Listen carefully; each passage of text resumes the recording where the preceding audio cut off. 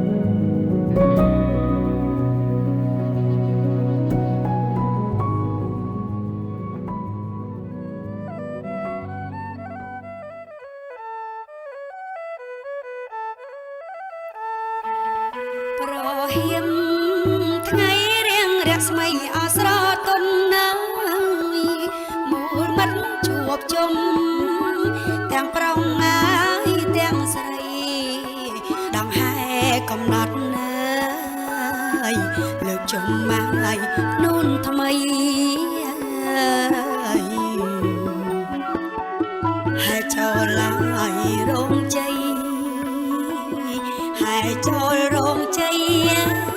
មេប បាអសានមាត់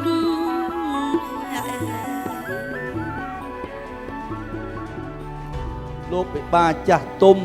មេត្តាបិតាទាំងសងលោកបានយល់ព្រមដោយយកថ្ងៃខែឆ្នាំសម័យទាំងពីរទៅរកលោកអាចារ្យដែលលោកចេះចាំចំណាំស្ទាត់នៅគម្ពីរត្រៃមុនត្រៃវេទត្រៃតាហោរាសាស្ត្រក៏បានកំណត់អតិថិពលាមង្គលជ័យនេះបាននៅថ្ងៃសៅរ៍7រោចរនោចខែបុស្សឆ្នាំម្សាញ់សប្តិស័កពុទ្ធសករាជ2569ដែលត្រូវនៅថ្ងៃទី10ខែមករាគ្រិស្តសករាជ2026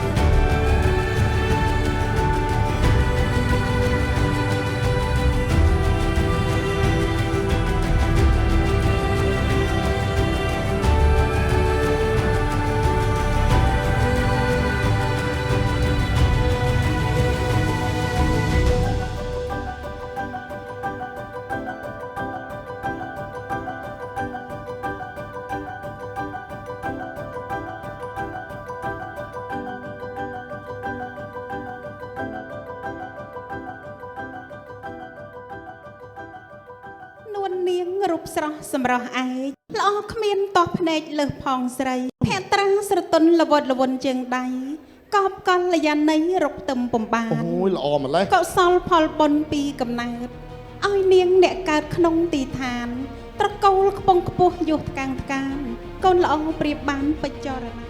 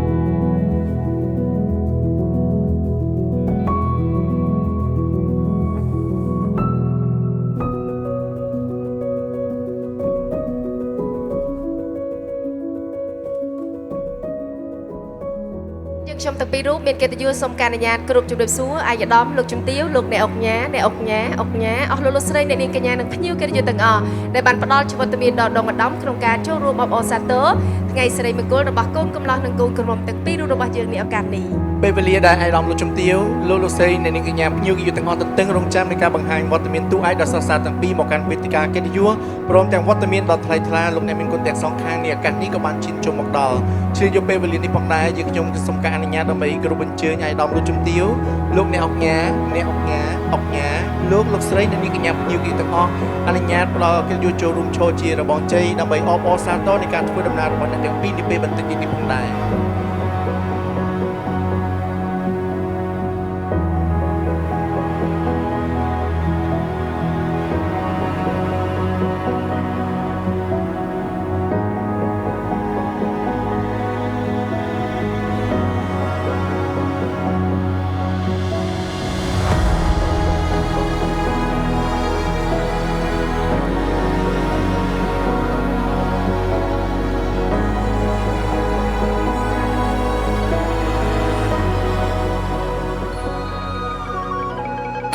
ចំរៀងពរជ័យជូនកូននៃនងសំដូចបំណងដែលកូនណាប្រាថ្នាឲ្យជីវិតកូនបាននៅថ្លៃថ្លាភ័ព្វព្រេងវាសនា